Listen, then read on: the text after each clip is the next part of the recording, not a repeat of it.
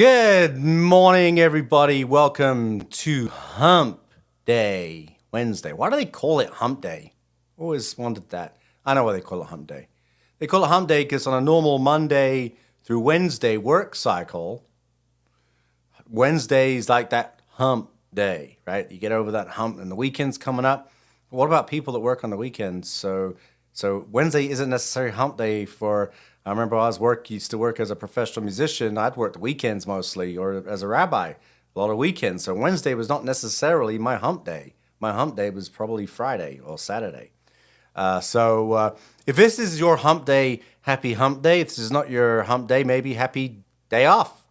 So today I'm wearing Doctor Who, my Doctor Who t-shirt, because there's a mystery that I want to solve. Something timey-wimey, wibbly-wobbly happened, and maybe you viewers here can help me solve this problem. Maybe you've had this problem, and I got a theory. So we had a remote control that we couldn't find. It was next to a nightstand, and we looked on the nightstand but couldn't find that remote control. What happened to it? So my iPhone, I don't really have a tachyon detector in my iPhone, but my theory is that there are multiple universes and that our remote control went into one of the, a different dimension and then just for 24 hours and reappeared. We have a number of things that have done that in our house. So my theory is that maybe there are small, tiny little wormholes in our houses, in our lives, where things go missing and then reappear, or it's just that I'm just really messy. So I don't know. You could weigh in on that, but I certainly think there is. Einstein definitely believed in multiple universes. So, or maybe it was the doctor coming to visit me. Anyway, that was just kidding aside. Multiple universes is something very interesting to talk about. Yesterday, I had my friend Mark Gregg on the special show Sympathy for the Devil. And I know there were echo problems when you listen to Mark. So Mark and I are going to do a redux next Tuesday at 8:30. For those of you that didn't enjoy the echo. So we've got that fixed. This is still the growing pains of my podcast, and I'm working out some of these kinks. So you have to apologize. I'm not going to apologize. Not going to apologize. Nah, we all fuck up once in a while. Some of us more than others. Me, I fuck up a lot, and I admit that. And part of life is admitting to us screwing up. But in all seriousness, though, I think we had a very interesting conversation. And just to recap, Mark talked about this idea of allyship. And I think that's a very important idea to understand, is that for those of us that care, there are issues that we all care about, right? And we're talking about the climate, talking about the rights of minorities, talking about LGBTQ rights, the normalization of not seeing people as, we all bleed the same. We're all breathing the same air. We're all living on the same planet. And we got to get out of the Middle Ages. We got to get out of this dominance of looking back nostalgically at how life was in the 18th century. I think that's particularly an American, 18th century in America. Maybe the United Kingdom has a different a take on that. But that said, is that, it's important for us to not define each other by ideology, but at the same time recognize that, there are some ideologies which are fucked. Fascism is fucked. It's a problem. When you see nationalism rising, you see the demonization of the others, of people who are different from you. This is not a world that we want to live in. This is not the world that we want for our children. And one of the things I think Mark and I agreed on, we agreed on a lot of things, we disagree on some things, and we're gonna be talking about that next week. But But one of the things we do agree on is that there needs to be a change of leadership. There needs to be this kind of, I don't want to use the word woke. Are you woke? Because that has negative connotations for some people. But you have to care about more than just making a dollar. And making a dollar is important. I'm all for capitalism. But at the same time, why should big pharma profit from disease? Everyone should be entitled to health care. Why should minorities or people in poor areas be disproportionately affected by COVID or by other diseases and cancers, not get the same treatment as somebody who has the best kind of medical insurance? It's a human right. Healthcare is a human right. It's about this Jewish idea of justice. Tzedek Tirdof talked about this last week, this idea, justice you shall pursue. And so I think this is a conversation that we need to continue, and Mark and I are going to continue having this conversation as a way to be provocative. Mark's explained the idea what his the Church of Satan as an example is not about worshiping the devil. Obviously, if the devil is a human construct. As I explained yesterday, the word Satan in Hebrew comes from it means the opposing attorney. It's an advocate against humanity. And in these metaphorical arguments between God and the angels, whatever that means, Satan was kind of one of the most argumentative of the angels against humanity. There's a saying like "Al tiftach peh l'Satan," don't open the mouths of Satan. So if you say, "Oh, my life's going really well right now," right? So maybe something bad will happen, but that's again that's superstition. But the word Satan, right? Satan is not a literal figure, but rather a metaphorical idea.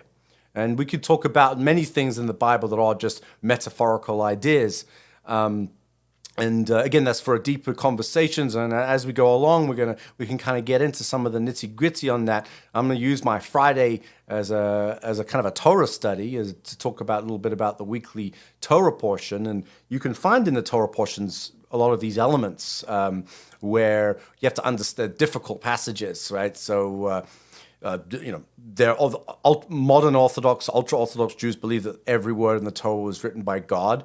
That was my background. I don't personally believe that anymore. I believe that a lot of it was metaphor. Some of it may have been added afterwards.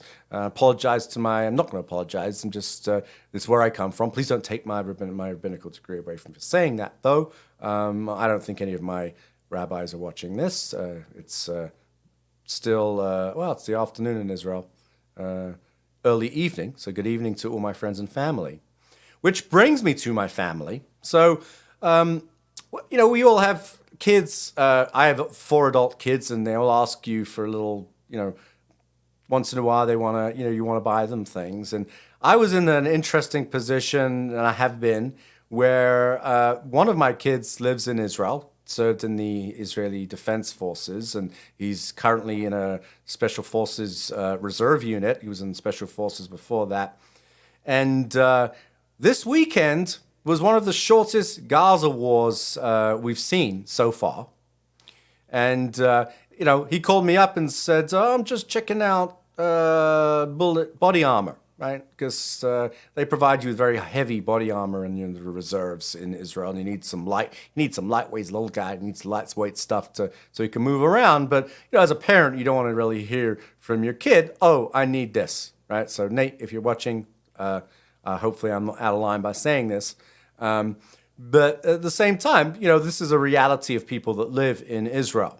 And I don't want to get into the nitty gritty of what this conflict. We can have people on to discuss the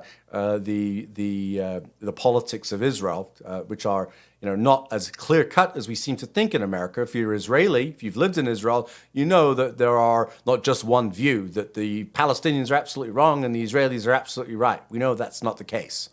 But this weekend's Gaza War was an interesting example. Usually it goes on. There were 1,000 rockets shot at Israel. Israel preempted Islamic Jihad, which is different from the ruling authority in the Gaza Strip, which is Hamas. Usually these Hamas are the major, they'll all shoot off the rockets and the tunnels, but Hamas has kind of changed their position slightly, which is interesting. Obviously, it's still a terrorist organization, but defined by Israel and the United States. But at the same time, they showed restraint. They let Islamic Jihad do their thing, and there was a ceasefire fairly quickly. Things ended fairly quickly. There were, unfortunately, civilian casualties on the Palestinian side, some caused, and this is something that I don't think the world understands. We read the media, you think Israel indiscriminately targets civilians. That's not the case. No other country in the world warns the enemy that they're about to destroy a building. In fact they drop these knock bombs, like knocking on the door and saying, okay, the next one that comes, if you don't evacuate all the civilians, is going to destroy the building. So they really, the idea of civilian casualties in the Israeli rules of engagement is very strict. In fact, each IDF unit has lawyers attached to their, not the unit, when the operations, to define the operations, they have international lawyers to decide whether this is in compliance with international law. It's something that is not understood, is not kind of broadcast that well, and I've always seen as part of one of my missions as a rabbi is to kind of explain this to people, is to explain that side of it. Now, I'm not saying that Israel's perfect. By far, it's not a perfect society. There are elections. Every couple of years we see these elections, and that's a result of proportional government, which may be a good form of government, where you have more accountability, where politicians have to recognize that they could lose their grip on power very quickly. I thought it was very hopeful, this last coalition, unfortunately, that fell apart. But this last coalition that saw a lot of elements, including the Arab parties, being represented in the Knesset. And so the shortest ever Gaza War was an example of how we're starting to see a sea change, where both sides are tired of fighting. Maybe there is an opening for peace. For more, Hamas has to deal with the Israelis, and the Israelis have to deal with Hamas. That's in the Gaza Strip. That's a fact. Some of these, and they're both Islamic Jihad and both Iran are supported by Iran. Are supported by Iran, which we all know is an existential threat to not only Israel but peace in the Middle East in general. That's why we're seeing this. We're seeing this coming together. We're seeing a lot of the Arab countries starting to make peace with Israel. We were talking to some friends. I got some friends who were talking about going to the United Arab Emirates. This is something that, as an Israeli, you would never dream of going to an Arab country other than Jordan and Egypt. But now it's starting to open up. We're realizing that we're all in it together, and I think that's an important point to realize. And I think that's a key to possibly finding pathways to peace in the Middle East, to peace between the Israelis and the Palestinians. You're already seeing that. You're seeing Arab Israelis who, FYI, for people that think that there is some kind of apartheid going on in Israel, that's not the case. I mean, there are Arab members, there are Muslim members of the Israeli Supreme Court. There are Arab members of the parliament. The Arab Israelis have equality just like it's written into the constitution, the Israeli constitution. So, of course, there are Jewish nationalists. There's Jewish nationalism. There is moderate Jewish nationalism. The question is what should it be? That's a deeper argument, getting into the internal politics of Israel, which I don't believe a lot of people understand. I don't believe the media really represents the internal politics of Israel accurately. And maybe some of my friends in Israel, some of my colleagues who I went to rabbinical school with, can come on the show and we can talk about it. Maybe the rabbi from another planet, whose podcast is starting at 9, maybe he can come on and we can have that conversation or some of my other friends. I have another friend who's running for the Knesset who went to my rabbinical school, Bravendus, we used to call it, or a Torah Stone, has lots of different names. Yeshivat HaMivtal. So if any of you Yeshivat HaMivtal alumni out there, hey guys, how you guys doing? And that brings me to another Jewish question, just a question of Jewish identity. And we touched on this a little bit yesterday. What does it mean to be Jewish? Right? Everyone, we all talk about, is being Jewish a religion? Yes, Judaism is a religion. So I'm Jewish and I practice Judaism. I'm not wearing a yarmulke, a kippah right now. I wear a kippah when I daven. I put my tefillin on, my talit. These are the objects that we use to pray. But I also, I took a DNA test, and I came back 99% Jewish. That's my DNA. It's in my DNA. It's not just my religion. It's my ethnicity. And I think that that's something that is missed a little bit today in the 21st century. We are a minority. In fact, Jews in the United States, we are one of the smallest minorities. So we have large minorities, right? But we are one of the smallest minorities. We're disproportionately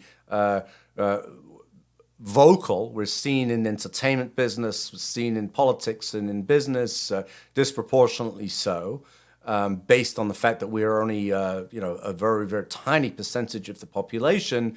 Yet we seem to make a lot of noise, and that's historically been one of the reasons for anti-Semitism is that difference. In America, Jews, we find ourselves very comfortable as Jews. That was not my experience growing up in the United Kingdom. Any one of my friends that went to Jewish free school, it was Camden Town in North London, regularly, it just recently moved, it's not there anymore, but it's part of Camden Town, which is kind of, everyone thinks of Camden Town is kind of a cool, hip area, which it is. It was even back then in the 80s, when I went 70s and 80s when I went to school. But Camden Town, where we lived, was right on the border of Holloway. So we'd have all of the English schools around could agree on is they hated us, and they would come, they would throw bricks and stones and bottles, and we had to into our school. This was a public school, which doesn't mean public like a private school. This was a school funded by the government. There's no separation of church and state. But that brings me to this idea of the difference between race in America and race in, say, England, for example, or at least when I was growing up there, so I haven't lived there since 1990. I've lived in Israel and the United States in all those years. But I was not seen as English in the same... I was recognized as a different ethnicity, as a different race by the English. Even though my grandparents, all my grandparents, I believe, I think one of my grandparents was born in Romania. I'm not quite clear on that. But even though my grandparents were born in the East End, they were still immigrants, but they could tell we were Jewish. So I lived in a neighborhood, and I was beaten up for it. That's a fight for it. I didn't look like a typical Englishman. I may sound like one, but all I know is that my Indian, Pakistani, and my Jamaicans, and my Irish friends, we all kind of banded together, and sometimes we would hang out because some of the English, not saying all, this is not making generalizations here, but certainly where I lived, we had these little pockets of neighborhoods where if you were not English, like you could trace your ancestors back to the Normans. What? Anglo-Saxons? What? They were French, weren't they? I don't know.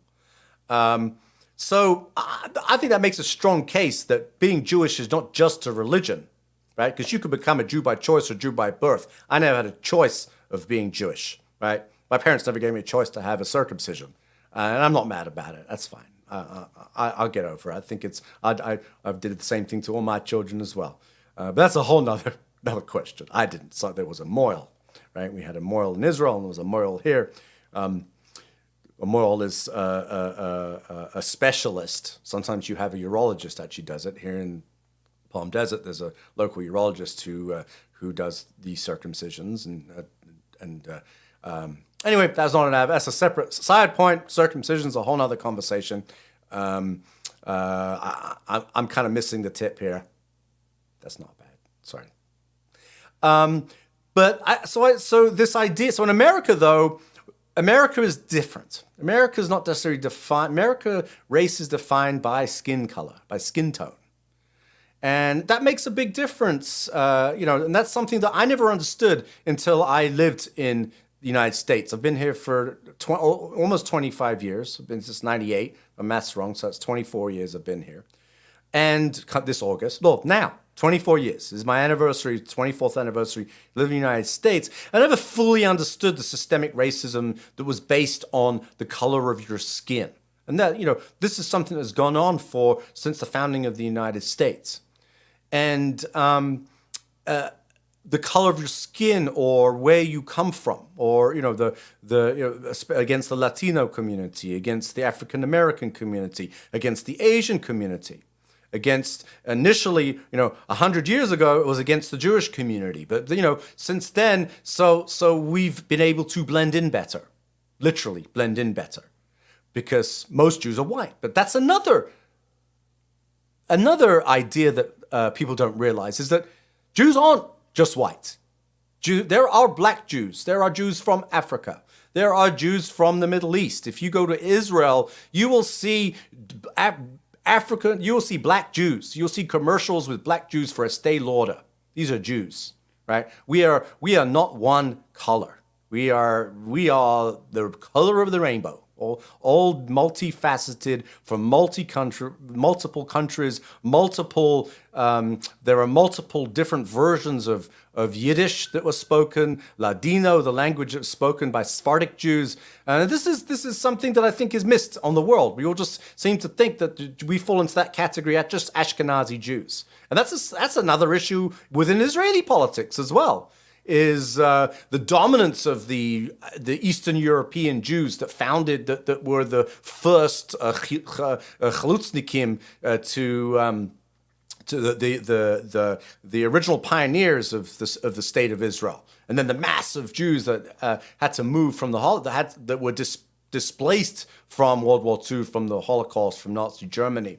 And so there was that huge, massive immigration that initially was restricted by the British, right? The British, now I'm saying that British had that inherent, there's a lot of anti-Semitism in Britain that this restriction of immigration was based on by certain British leaders, certain British parts of the British aristocracy even. Most notably, the former King Edward, as we know, was a Nazi sympathizer. And so, so it's important to understand, my point is it's important to understand that the idea of Jewish identity is not what you necessarily think it is. I recommend everybody go to Israel, and you'll see for yourselves that Israel is not a homogeneous society. It is a very diverse society. And it's not just a society, yes, the majority of people in the state of Israel are Jewish, but they don't necessarily mean that they are practicing Jews. Most Jews are secular in Israel. Majority of Jews living in Israel are secular. They define their Jewishness by being Israeli, by living in the land of Israel. That's a very important aspect of what Zionism was really created as a way to, a lot of them were communists. A lot of them were secularists. They didn't necessarily, they believed that this is our ancestral homeland, or cure to anti-Semitism that they experienced from the pogroms in Europe and then Nazi Germany and the rise of fascism. So they moved to Israel as a way to kind of shed that. And then you don't necessarily need Judaism for that. They didn't need Judaism for that. And the dominance of Judaism was partially as a result of Ben-Gurion's deal that he made with the ultra-Orthodox, who, FYI, don't believe actually in the state of Israel. Many of them, right? There are ultra-Orthodox who do. The Chabad, an example, Lubavitch, are Zionists. I know plenty of Chabad, just in here in the Coachella Valley, one of my good Chabad friends' son served in the IDF as well. I'm not saying all ultra-Orthodox are anti-Zionist, but there's a strong element that don't believe that the state of Israel, the Medina, should exist until Mashiach comes, the Messiah comes, right? So Jews, we don't believe the Messiah has come yet. I know Christianity believes that Jesus was the first coming. I had this my son asked me this question yesterday. So what's the second coming? Well, because Jews don't believe that there was ever a first coming, right? Messiah hasn't come yet. So there's this Jewish idea that we yearn for this time of Mashiach, right? Messiah. What does that mean? That means an ideal society. Right, so I'm looking forward to an ideal society. Does that mean I believe that some supernatural figure is going to come and save us all? I don't know if that's the case. I don't know either way. I'm cynical about that. That's why I'm calling myself the Rabbinic Cynic for this podcast. But there's an interesting idea in the Talmud that says every generation has a messianic figure. What does that mean? That means every generation there are leaders that are. Ben Gurion might be an example of a messianic leader for the Jewish people, where he was able to coalesce all these different groups together to defend this tiny country against this onslaught of every Arab army that was trying to just destroy us while we were rising from the smoldering ashes of the Holocaust. Right, so maybe Ben Gurion is an idea of a human being who has this element of a messianic figure. That doesn't mean that he was followed like a messiah, right? Because there have been many examples. Shabtai Tzvi as an example where he claimed to be the Messiah, right? Ben Gurion never said that, right? But this idea of people that claim that they're messianic figures and they create cults, and then what ended up happening? He converted to Islam. A bunch of people got killed. A bunch of people killed themselves. It was a horrible situation. So anyone that claims that they're the Messiah is obviously not the Messiah. But maybe Einstein was a messianic figure. Einstein changed the way we look at mathematics, the way we look at science. Stephen Hawking, there's another example, right? If there wasn't a Stephen Hawking, we would have a whole different concept. There would know we brought quantum physics and developed on the theories of Einstein and developed new theories. And there are new scientists out there who I also believe are going to be changing the world and so every generation has that messianic figure or messianic figures or multiple messianic figures. And it's a very Jewish idea. And again, there's that intrinsic also belief that amongst Orthodox and amongst more traditional Jews, that there will be a time where we'll live in a Star Trek universe, right? I always call it the Star Trek universe, right? You don't need money, you don't need you got transporters, medical science has come so far, you just have to take a pill for your cancer. Well, actually, we're looking at that a little bit now. A lot of people are now not doing chemotherapy. I am not on chemo. I am taking a pill to. Where 5 years ago I may have had to have gone through chemo, which may not have worked based on my genes. But now I'm on this pill for my leukemia. And hopefully it'll work. So maybe we're moving towards that society. But, if you're I'm getting back to my sci-fi thing here. And I always look at, science fiction. I love science fiction. That's why I'm wearing my Doctor Who shirt as I'm wrapping up my podcast here. But you look at the way Star Trek has developed, and the way science fiction over history has is foreshadowing things that happen in the future. Right? We all know that the Motorola flip phone was originally designed from there was a Star Trek the Star Trek beep beep beep, the little communicators, right? And now we got an iPhone. We have these little computers. They're like tricorders, right? They're like tricorders from Star Trek. Science fiction has foreshadowed that, right? And you look at these new iterations of the new rebooting of Star Trek. I think is fascinating. I've been binge watching. My wife and I have been. My wife had COVID, and so she had to, because I'm immune compromised. We had to sleep in separate bedrooms. Thankfully, we've been given the all clear for us to go back into to the same bedroom, which is great for me. And I'm not sure how she feels about it because apparently I snore.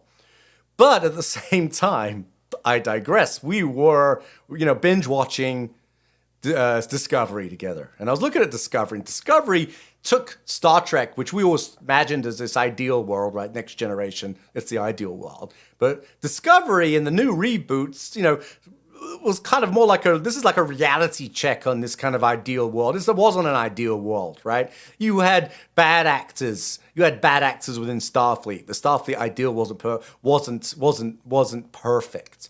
But at the end of the day, there was an ideal there. This ideal that said, let's reach for the better parts of humanity. Let's search for the better parts of ourselves. Let's work with each other to find what, Barack Obama said this in a speech, I believe he got it from Martin Luther King, but look for and correct me again if I'm wrong, but you need to look for our better angels, see the better angels in ourselves. And, that's the Starfleet idea in science fiction. And it's an idea that I think Barack Obama was hitting on. That I think we should all hit on together is looking for our better angels. Instead of looking for that negativity, the negativity in life, look into ourselves and try and bring out the better angels in each other. Come together. We can have these conversations with people we don't agree with. And we can bring out their better angels, which will bring out our own better angels. If we work together, if we look at someone who has absolutely we're not connected to them in any way, and we just want to help them. We just want to do something to help. There's this wonderful network that is starting on Facebook. It's called Let It Go. It's about just giving things away that you don't need anymore. And that has given us opportunities, and my wife is the one that discovered this. But it's given us these opportunities where someone's lost everything that they own in a fire, and so we have so much junk, all of us. Not just junk, but things that we buy, things that we collect over the years. Don't sell them. Give them away to people in need. There are people out there that need things, and there's a just letting things go where, we think we give something to someone and then we will maybe get something else from someone else who's letting something else go. We got some pot. We want a terracotta pot. So I go out to Lowe's and buy a new one when you can get someone's giving it away, they don't need it anymore, and you get it from them. If you've got something they don't need anymore, you give it to. This is a great example of how we can start interacting with individuals we didn't normally interact with, but help other individuals. Now this is what religion is trying to do. Certain aspects of religion, right? I'm not talking about the parts of religion that is just trying to control other people or saying I'm right and you're wrong. I'm talking about the essence of not just religion, but of any ideal that is trying to make a better world. That's this human concept of goodness that I believe is inherent. These better angels that exist within humanity, right? There is evil and good in the world. That's the idea of the Satan, right? The Satan, as we go back, is that, that there is the opposition. But the opposition isn't necessarily bad. It's just something that doesn't agree with you. In Judaism, we don't believe in a Satan. We believe in what's called the Yetzer Hara. Everyone has a Yetzer Hara and a Yetzer Tov, which means a good inclination and a bad inclination. And that exists within all of us. And we could nurture our bad angels, our bad inclinations, or we could nurture our good inclinations.